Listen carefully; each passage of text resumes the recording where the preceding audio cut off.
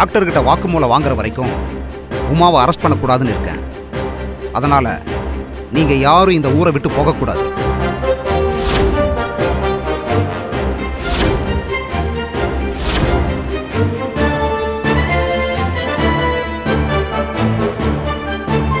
Sir, உங்களுக்கு எல்லா விதத்திலையும் சப்போர்ட்டாக இருக்கும் சார்.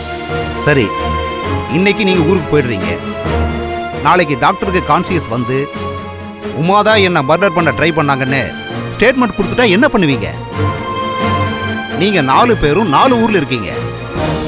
நான் உங்களை ஊருக்கு அனுப்பிட்டேன்னு தெரிஞ்சா என்ன வீட்டுக்கு அனுப்பிடுவாங்க. இது தேவையா எனக்கு? இல்ல சார், நாங்க ஊருக்கு போக மாட்டோம். இந்த கேஸ்ல இருந்து வெளியே வர வரைக்கும் நாங்க இங்கே இருக்கோம். ஆனா எங்களுக்கு ஒரே ஒரு ஹெல்ப் மட்டும் பண்ண முடியுமா சார்? சொல்லுங்க. என்னால பாதிக்கப்பட்டவர்னு சொல்றீங்களே, அந்த டாக்டரை நான் பார்க்க முடியுமா சார்? ப்ளீஸ் சார், நான் ஒரு பாவம் பண்ணிட்ட மாதிரி இருக்கு. அவரை பார்த்து 4 வார்த்தை பேசணும். இந்த ஒரு ஹெல்ப்பை மட்டும் பண்ணுங்க சார், ப்ளீஸ். முடியுமான்னு தெரியல, நானும் வர்றேன். ட்ரை பண்ணி பார்க்கலாம். Thank you sir. வாங்க.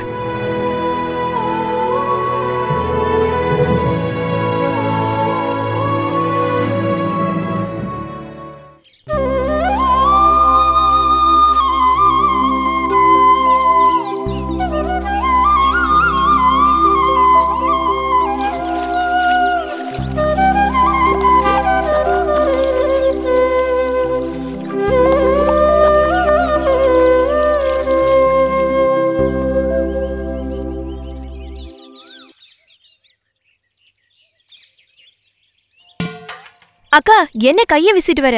குடம் எங்க? நான் இருக்கிற மனநிலையில வீட்டு வேலையில செய்ய முடியாதுரி. நந்தினி, உன்கிட்ட ஒரு முக்கியமான விஷயம் சொல்லணும். என்னக்கா? என் கூட ஒரு இடத்துக்கு வரியா? எங்க? கோயிலுக்கா? கோயிலுக்கு தானே, அதுக்கே இவ்வளவு பில்டப்? அது இல்லடி, அது நைட்ல போகணும். நைட்லயா? ஏன் நைட்ல கோயிலுக்கு போகணும்? அந்தையூர் தெரியுமா? அந்த ஊர்ல நாகவள்ளி கும்பிடுற வனதுர்க்கை அம்மன் கோவில் இருக்கா. அதெல்லாம் இருக்கட்டும், நீ ராத்திரில போகணும்னு சொல்றியே, ராத்திரில எந்த கோயில் திறந்திருக்கும்? அதெல்லாம் ஒண்ணும் இல்லடி, அது காட்டு கோவில், எப்பவுமே திறந்துதான் இருக்கும். சரிக்கா, மாமா கிட்ட சொல்லிட்டு போவோம். ஏய், அவங்களுக்கெல்லாம் தெரியக்கூடாது. தெரியக்கூடாதா? என்ன விளையாடுறியா? அக்காக்கு தெரியாம போனா காலை உடைச்சு போட்டுருவாங்க. நான் வர மாட்டேன்பா. ஏய் நந்தினி, ப்ளீஸ் நந்தினி, நான் வேற யாரை கூட்டிட்டு போக முடியும்? இந்த அக்காக்காக இந்த உதவி பண்ண மாட்டியா? பகல்ல போறதா இருந்தா நான் கண்டிப்பா வந்திருப்பேன். அக்காவும் சந்தோஷமா அனுப்பி வைப்பாங்க. ஐயோ, ராத்திரியில தாண்டி போகணும். ராத்திரி நேரத்துல கோயிலுக்கு வரேன்னு வேண்டிக்கிட்டியா? அப்படிதானே வச்சுக்கோயே. ப்ளீஸ் நந்தினி, வா நந்தினி. உன் புருஷனுக்கு குணமாகணும்னு வேண்டிக்கிட்டியா? ஆமா. டாக்டரே உன் புருஷன் குணமாக மாட்டாருன்னு தெளிவா சொல்லிட்டாரு. நீ எதுக்கு வீணா கஷ்டப்படுற? ஏய், டாக்டர் கை விட்டுட்டா தெய்வத்தை தானடி நம்பி ஆகணும். எனக்கு நம்பிக்கை இல்லப்பா. ஏய் நந்தினி, ஐயோ நில்லு, சொல்றத கேளுடி. ஏய், அங்க போனா சரியாயிடும்னு எனக்கு நம்பிக்கை இருக்குடி. நீயும் புருஷன் மேல பாசம் வச்சிருக்கிறது அது நியாயம். அதுக்காக மூட நம்பிக்கை மூலமாலாம் குணப்படுத்தலான்னு நினைக்கிற பாரு, அது முட்டாள்தனம். ஐயோ, அந்த கோவிலை பத்தி நான் கேள்விப்பட்டிருக்கேன். அதுக்காக நடுராத்திரியில போய் சாமி கும்பிட போகணுமா? ஏய், நான் சாமி கும்பிட போலடி. அந்த துர்க்கையம்மன் காலடியில இருந்து காலடி மண்ணை எடுத்துட்டு வந்து என் புருஷன் நெத்தியில பூச போறேன். எப்படியாவது புருஷனை காப்பாத்தணும்னு நினைக்கிறது தப்பு இல்லக்கா. அதுக்காக நடுராத்திரியில மண்ணை எடுத்துட்டு வந்து பூச போறேன்னு சொல்றியே, அதுதான் ரொம்ப ஓவரா இருக்கு. ஆமா, இந்த யோசனையை உனக்கு யார் சொன்னது? நம்ம தோட்டத்துல ஒருத்தரை பார்த்து அவர்தான் சொன்னாரு. நம்ம தோட்டத்திலயா? யார் அவரு? நம்ம ஊர் இல்ல, அவரு வெளியூரு. வெளியூரா? ஏக்கா, ரோட்ல போற வரவங்க சொல்றதுல நீ கேப்பியா? அந்த ஆளு ஏதாவது கெட்ட இடத்துல கூட உன்னை வர சொல்லிருக்கலாம். இல்ல நந்தினி, அவரு ரொம்ப நல்லவரு. என்னமோ 10 வருஷமா பழகுன மாதிரி பேசுற. இல்ல, ஒரு நாள் பழக்கம்தான். ஆனா அவரு முழுசா நம்புறேன். முழுசா நம்பி முழுசா நாசமா போக போறியா? ஏய், பைத்தியக்காரி மாதிரி பேசாத. தோட்டத்துல பாம்பு கடிக்க வந்தப்போ அவர்தான் என்ன காப்பாத்தினாரு. என்னக்கா சொல்ற? என்ன காப்பாத்தினவரு என் புருஷனையும் காப்பாத்துவாருங்கிற நம்பிக்கை எனக்கு இருக்கு.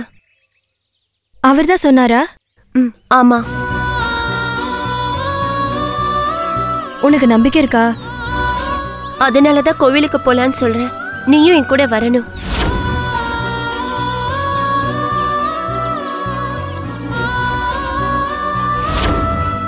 சரிக்கா, வரேன். தேங்க்ஸ் டி, ரொம்ப தேங்க்ஸ்.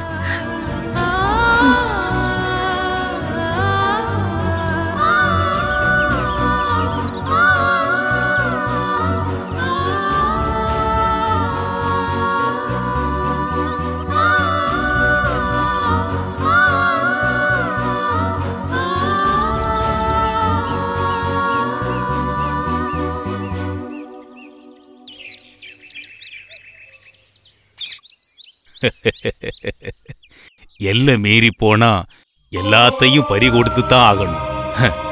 உனக்கு ஒரு விஷயம் தெரியுமா? நான் என்ன செய்யணுங்கிறது எனக்கு புரியவே இல்லை குருஜி. நீ வருவேன்னு எனக்கு தெரியும் கலிவரதா. உங்களுக்கு தெரியாம இருக்குமா குருஜி? என்னோட விதி என்ன கதி என்னன்னு நீங்க தான் சொல்லணும் குருஜி. உன் விதி என்னன்னு அந்த பாத்ரா தேவி தான் முடிவு பண்ணணும். உன் கதி என்னங்கிறத உன் குணாதிசயம் தான் முடிவு பண்ணும். கலியுகத்துல அதிபதியா வர வேண்டிய நான் இந்த கலியுக மனித பதர்களால அவமானப்பட்டு கிடக்கிற குருஜி. அது அன்னையின் ஆவேசத்தால் உருவான தண்டனை. அப்போ அணப்போட முடியாதா? காட்டு வெள்ளம் மாதிரி கட்டுப்பாடு இல்லாம போயிட்டு இருந்தா இப்ப சாதுவா மாறிட்டேன். என்னால சாதாரண மனிதனை கூட எதிர்த்து பேச முடியல. இப்படி ஒரு தண்டனையா? அன்னையின் பக்தனான என்ன அன்னையே வதைக்கலாமா? ஆணவத்தின் உச்சமாயிருந்த உன் செயலுக்கு அன்னை பாத்ரா தேவி தந்தது சரியான தண்டனைதான். கலிவரதா, தண்டிக்கிற அன்னைக்கு அரவணைக்கவும் தெரியும். அதுவும் உன் செயலை பொறுத்தது. எனது செயல் எனது வம்சத்திற்கே இழுக்காய் அமைந்து விட்டதே குருஜி. உனது வம்சமே எதிர்மறை சக்திகளிடம் சரணடைந்து அதன் மூலம் குறுக்கு வழியில் பலனடைவதே நோக்கமாக கொண்டவன். குருஜி, தாங்கள் பொதுவானவர், எல்லோருக்கும் நடுநிலையானவர். உங்களால் இதற்கு ஒரு தீர்வு சொல்ல முடியாதா? தீர்வு உண்டு கலிவரதா. ஆனால் நீ செய்த தவறையே மீண்டும் செய்வாயே.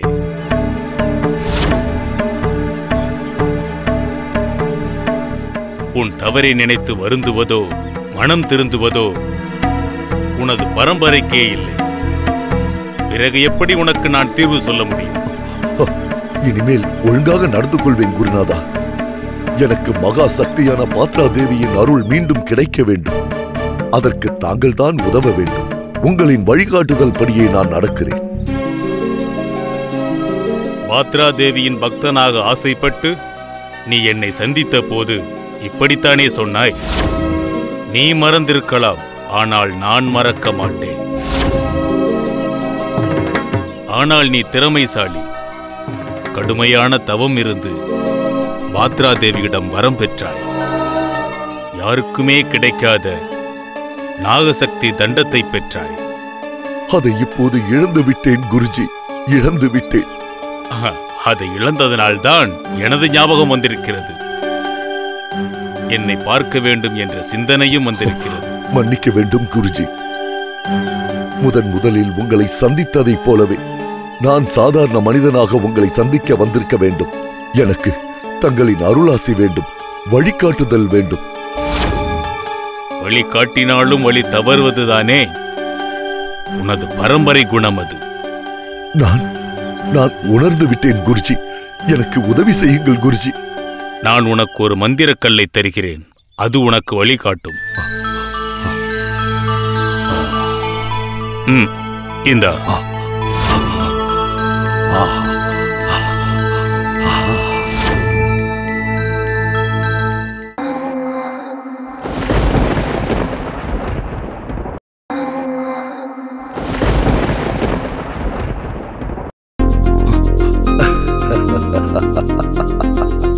குருஜி, இதை நான் எப்படி உபயோகிப்பது? சொல்கிறேன் கலிவரதா. மறுபடியும் உன்னிடம் சொல்கிறேன். இழந்த சக்தியை பெற்ற பிறகு மீண்டும் உனக்கு ஒரு அழிவு வந்தால் உன்னால் மீளவே முடியாது. எச்சரிக்கையாக இரு. எச்சரிக்கையாக இருப்பேன் குருஜி, எச்சரிக்கையாக இருப்பேன். பாத்ரா தேவி ஒரு அழிவு சக்தி. அது இஷ்ட சக்தியாக நீ வணங்கி வரம் பெற்றால் பாத்ரா தேவியின் அடிமையாகத்தான் நீ இருக்க முடியும். பாத்ரா தேவிக்கு சேவகம் செய்வதே எனது விருப்பம் குருஜி. சரி, என்னிடம் உதவி கேட்டால் என்னால் முடிகிற உதவியை செய்தே ஆக வேண்டும். இந்த மந்திரக்கல் பாத்ரா தேவியின் மூல மந்திரத்தை உருவேற்றி உருவான புனிதமான கல். பாத்ரா தேவியின் மூல மந்திரத்தை சொல்லி இந்த கல்லை நீ உன் நெற்றிக்கு நேராக வைத்தால் பாத்ரா தேவி ரூப வடிவமாகவோ அரூப வடிவமாகவோ வந்து உனக்கு உதவி செய்வார். மிக்க நன்றி குருஜி, மிக்க நன்றி. என்னை ஆசீர்வதியுங்கள். வெற்றி உண்டாகட்டும். நான் வருகிறேன் குருஜி. மீண்டும் என் தாய் பாத்ரா தேவியின் அருள் கிடைத்ததும் தங்களை வந்து சந்திக்கிறேன். நான் வருகிறேன் குருஜி.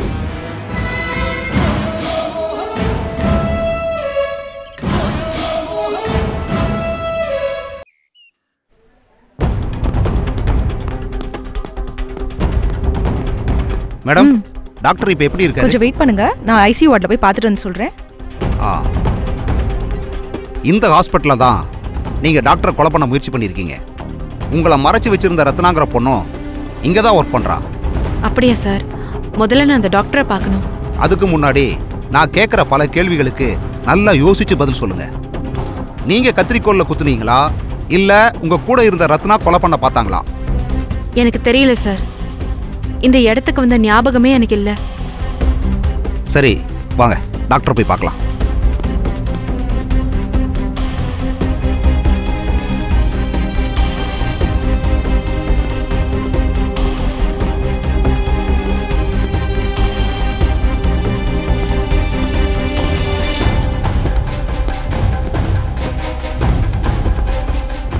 இவங்க தான் டாக்டரோட பொண்ணு. வணக்கம் மேடம். வணக்கம். நீங்க யாரு? டாக்டரை பார்க்க வந்திருக்கோம். இப்ப பார்க்க முடியுமா? நானே உள்ள போய் என்னோட அப்பாவை பார்க்க முடியல. இந்த கண்ணாடி டோர் வழியா தான் பார்த்துட்டு இருக்கோம். இப்போ டாக்டர் எப்படி இருக்காரு? டாக்டர்ஸ் எந்த பதிலும் சொல்ல மாட்டேங்கிறாங்க. இன்னும் கான்சியஸ் வராதுன்னு நினைச்சா எனக்கும் பயமா தான் இருக்கு. கவலைப்படாதம்மா, உயிருக்கு ஆபத்து இல்லைன்னு டாக்டர் சொல்லியிருக்காங்க. அதுக்காக கோமா ஸ்டேஜ்ல லைஃப் லாங் இருக்க முடியுமா சார்? கஷ்டப்படுற பல பேருக்கு இலவசமா ட்ரீட்மெண்ட் பண்ணி கியூர் பண்ணியிருக்காரு. ஆனா இப்போ அவரை குணப்படுத்துறதுக்கு யாரும் இல்ல. டோன்ட் வரிமா, உங்க அப்பா சீக்கிரமாவே குணமாயிடுவாரு. ரொம்ப தேங்க்ஸ் மேடம். உங்களை மாதிரி நல்லவங்க சொல்ற ஆறுதலான வார்த்தைகளை தான் நானும் நம்பிக்கையோட இருக்கேன். ஆமா, நீங்க யாருன்னு சொல்லவே இல்லையே.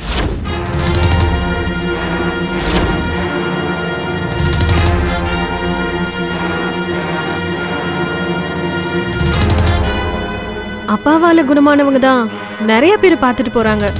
நீங்களும் அந்த மாதிரியா?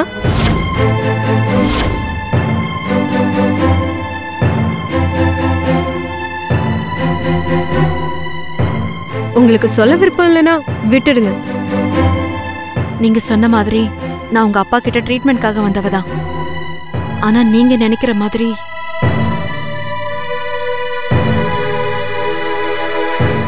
இவங்க தான் உங்க அப்பாவை கத்திரிக்கோளால குத்துனது. ஏய், நீ நல்லா இருப்பியா? எங்க அப்பா உனக்கு என்ன துரோகம் பண்ணாரு? என்ன அனாதையா ஆக்கணும்னு இப்படி பண்ணியா? ஏமா விடுங்க. உன்னை விட மாட்டேன். விடுங்கம்மா, எமோஷனல் ஆகாதம்மா. பின்ன என்ன சார், இவங்களை அரெஸ்ட் பண்ணி ஜெயிலுக்கு கூட்டிட்டு போகாம இங்க எதுக்கு கூட்டிட்டு வந்தீங்க? மேடம் ப்ளீஸ், நான் மனநோயாளியா இருந்தேன்னு சொல்றாங்க. உங்க அப்பா கிட்ட ட்ரீட்மெண்ட்காக வந்தப்போ அவரை கொலை பண்ண ட்ரை பண்ணதா சொல்றாங்க. ஆனா எனக்கு என்ன நடந்ததுன்னே தெரியாது. அவர் இது வரைக்கும் நூத்துக்கணக்கான மனநோயாளிகளுக்கு வைத்தியம் பார்த்திருக்காரு. ஆனா யாருமே ஒன்ன மாதிரி நடந்துக்கல.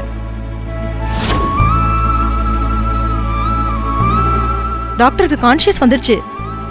கண்ணுமுச்சு பாக்குறாரு. யாராவது ரெண்டு பேரா போங்க, அவரால் பேச முடியாது. அவர்கிட்ட யாரும் பேச ட்ரை பண்ண வேண்டாம். உமாவுக்கு டைம் நல்லா இருக்கு, அதனால தான் டாக்டர் கண்ணு முடிச்சிட்டாரு. உங்களுக்கு எல்லா விதமான உதவியும் செய்ய நாங்க தயாரா இருக்கோம் மேடம். உமா ஒரு மோசமான மனநோயாளியா தான் அப்படி நடந்துக்கிட்டா. வேணும்னு செஞ்சிருந்தா இப்போ உங்க அப்பாவை பார்க்க வந்திருப்போமா? உங்க அப்பாவை பார்த்து மன்னிப்பு கேட்கணும் மேடம். சரி போ, போய் பார்த்துட்டு வா. வா.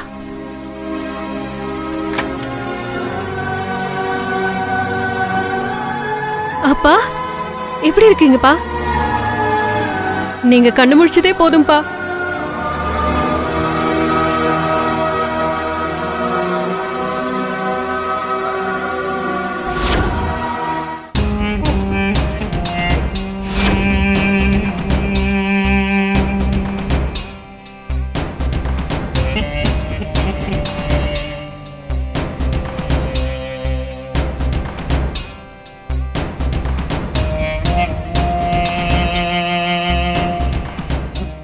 உங்களை இந்த நிலைமைக்கு ஆளாக்குன பாவி நான் தான் டாக்டர்.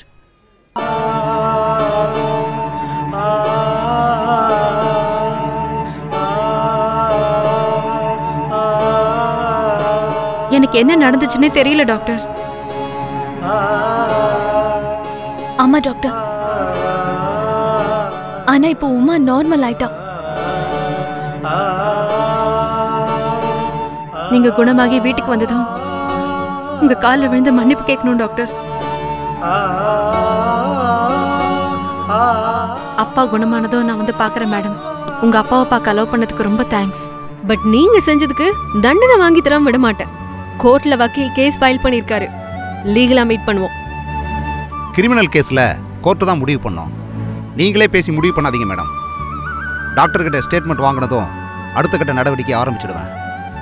அது அரெஸ்டா கூட இருக்குமா? வாங்க. அப்பா எப்படி இருக்கு?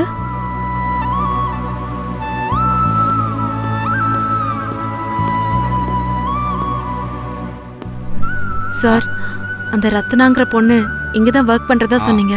நான் உங்களை பார்க்கணும், பார்த்து மன்னிப்பு கேட்கணும். சரிம்மா, நீங்க வெளியில வெயிட் பண்ணுங்க, நான் வர சொல்றேன். கான்ஸ்டபிள் சார், ரத்னா எங்க இருக்காங்கன்னு பார்த்து கூட்டிட்டு வாங்க. Okay sir. மேடம், டாக்டர் கண்ணு முழிச்சிட்டாரு. அவர் பேச ஆரம்பிச்சது இன்ஃபார்ம் பண்ணுங்க.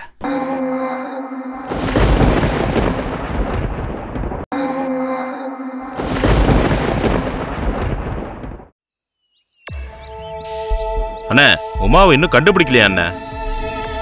கண்டுபிடிக்க முடியாத அளவுக்கு அவ எங்கடா போயிருப்பா?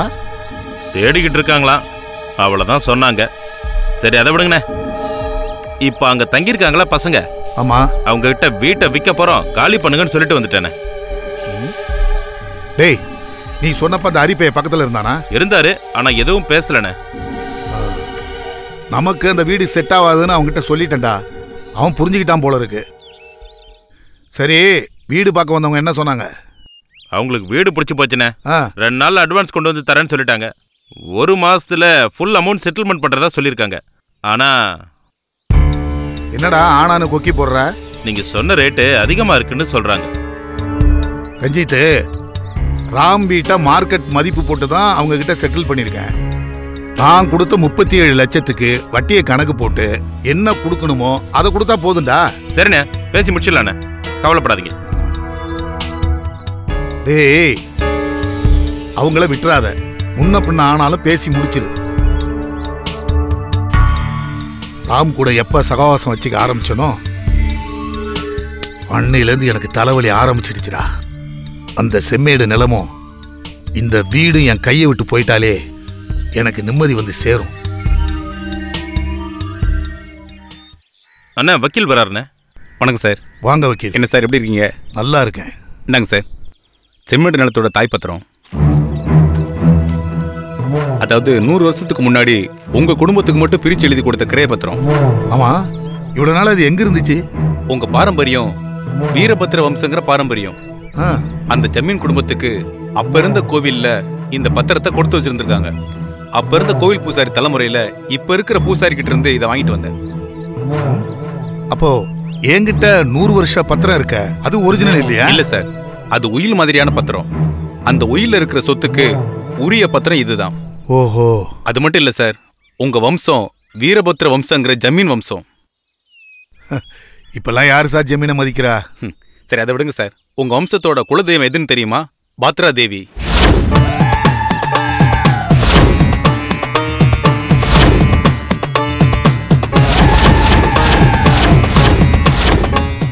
அது எப்படி உங்களுக்கு தெரியும் வக்கீல் சார்? அந்த கோயில் எங்க இருக்கு? அது தெரியாது சார். இந்த பத்திரம் இருந்த லாக்கர்ல ஒரு செம்பு பட்டயம் இருந்தது. அதை கஷ்டப்பட்டு படிச்சு பார்க்கும்போது அதுல உங்க வம்சத்தை பத்தியும் உங்க குலதெய்வத்தை பத்தியும் எழுதியிருந்தது. ஆனா கோவில் எங்க இருக்குன்னு தெரியல சார்.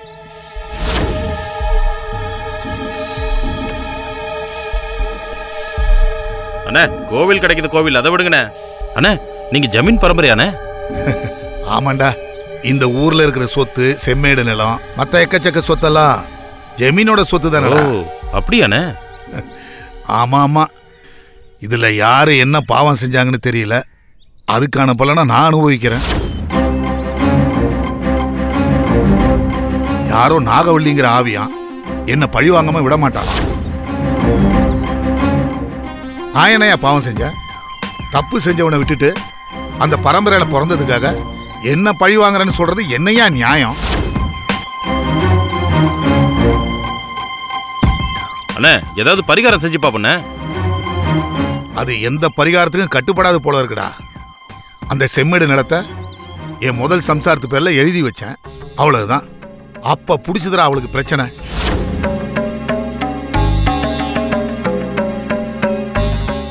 பிபில ஆரம்பிச்சு கேன்சர்ல போய் நிக்குது. அண்ணே சொத்தை முதல் சம்சாரம் பேர்ல எழுதி வச்சதுக்கும் அவங்களுக்கு நோய் வந்ததுக்கு என்னென்ன சம்பந்தம் இருக்குடா? அந்த ஆவியோட விளையாட்டு தான் அது. அந்த இடத்த வாங்க வரவன மட்டும் இல்ல, பத்திரம் இருக்கிற இடத்தையும் அது விடாது போல இருக்கு. அவ உசுரோட இருக்கிறப்பவே அந்த நிலத்தை வித்து தள்ளிட்டா அவ பொழைக்கிறதுக்கு வாய்ப்பு இருக்குடா. அதுக்கு ஏத்த மாதிரி மூலப்பத்திரமும் கைக்கு வந்துடுச்சு. ஆனா அந்த ஆவி விக்க விடணுமே. பூர்வ ஜென்ம பாவன் சொல்லி என்ன துரத்திக்கிட்டு இருக்கு. அண்ணே வித்துறலாண்ணே, கவலைப்படாதீங்கண்ணே. வாங்குறவன் கெட்டது எல்லாத்தையும் அனுபவிச்சுட்டு போறான். நீ சொன்ன வார்த்தை பழிக்கணும்டா. அந்த சொத்தை வித்துட்டா என் வாழ்க்கையில அதை விட சந்தோஷம் வேற எதுவுமே இல்லை.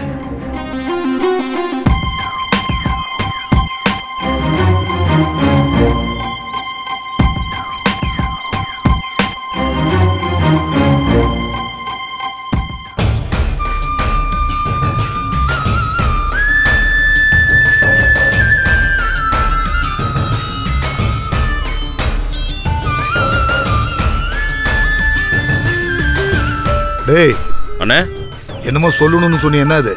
வக்கீல் காதை கடிச்சாருண்ணே. என்னவா? பணமா? ஆமா, வேற என்னவா இருக்கும்? சரி சரி, அவர் எவ்வளவு கேட்டாலும் கொடு. என்ன? சரிண்ணே. செந்தாமரை என்னங்க? இங்க வாமா. இது செம்மேடோட பத்திரம், ஜாக்கிரதையா வைக்கணும், புரியுதா? சரிங்க. அமுதா, என்னப்பா? இங்க வா, தோட்டத்து பக்கம் போய் அப்படியே சுத்திட்டு வரலாமா? சரிப்பா.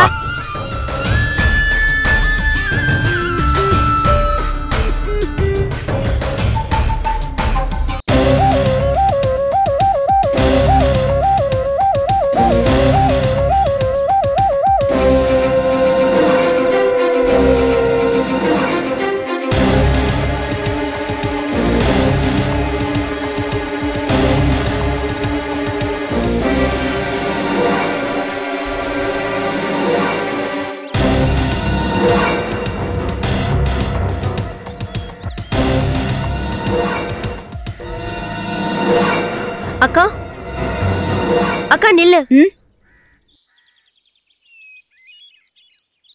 இப்ப உள்ள கொண்டு போய் வச்சியே, அது உன் புருஷன் கொடுத்த செம்மேடு நிலத்தோட பத்திரம் தானே? ஆமா. ஏண்டி கேக்குற? அதையும் வாங்கி நீ உள்ள வைக்கிற. அத பத்திரப்படுத்தி என்ன பண்ண போற? அவர்தான் பத்திரமா வைக்க சொன்னாரு. அக்கா, அது சாதாரணமான இடத்தோட பத்திரம் கிடையாதுக்கா. பாவம் பண்ணப்பட்ட இடத்தோட பத்திரம். அந்த இடத்துல ஏதோ ஆவியெல்லாம் இருக்கான். அந்த ஆவி அந்த இடத்துக்காக கொலை கூட பண்ணிருக்கான். அந்த பாவத்தை எதுக்கு நம்ம வீட்டுல வைக்கிற? ஏண்டி உளர்ற? அந்த இடத்த பத்தி உனக்கு என்ன தெரியும்? அது அவரோட பூர்வீக சொத்து. பூர்வீகம்னா சாதாரணமா நினைச்சுக்காத. அந்த காலத்துல அவங்க பெரிய ஜமீன் பரம்பரையா இருந்திருக்காங்க. பேர் கூட ஏதோ சொன்னாரே, வீரபத்ர சமஸ்தானம். அந்த காலத்துல இருந்தே அந்த இடம் பாதுகாக்கப்பட்டு வருது. ரொம்ப பெருமைப்பட்டுக்காத, அதனால உனக்கு 5 பைசா பிரயோஜனம் கிடையாது. வீரபத்ர சமஸ்தானம் சூரியபத்ர சமஸ்தானம்னு ஓவரா ஃபீல் பண்ணாத. ஏய், அடுத்தவங்களோட பெருமையில வாழ்றவ நான் இல்ல. இத பாரு, நீ எப்படி வேணாலும் வாழ்ந்துக்கோ. ஏற்கனவே நீ உன் வாழ்க்கையே கெடுத்துக்கிட்ட, அத்தோட நிறுத்திக்கோ. எங்க வாழ்க்கையும் சேர்த்து கெடுத்துறாத. அந்த பத்திரத்தை நீ வீட்டுல வச்சேன்னா எங்க வாழ்க்கையும் சேர்ந்து வீணா போகும். அந்த பத்திரம் வீட்டுல இருந்தா என்ன பிரச்சனை வரும்? இத பாரு, அந்த இடத்த விக்க விடாம தடுக்கிற அந்த ஆவியால நமக்கும் பிரச்சனை வராதுங்கிறதுல என்ன நிச்சயம்? ஏற்கனவே என் புருஷன் கை கால் விளங்காம படுத்து கிடக்குறாரு. செல்வி, மொட்டை தலைக்கும் முழங்காலுக்கும் முடிச்சு போடாத. அக்கா,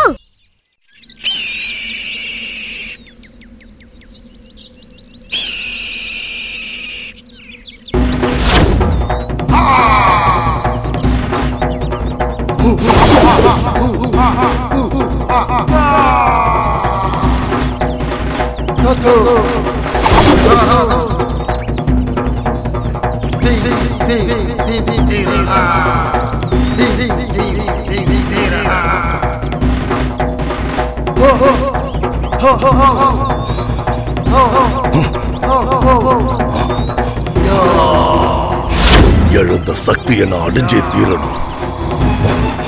தாயே பாத்ராதேவி,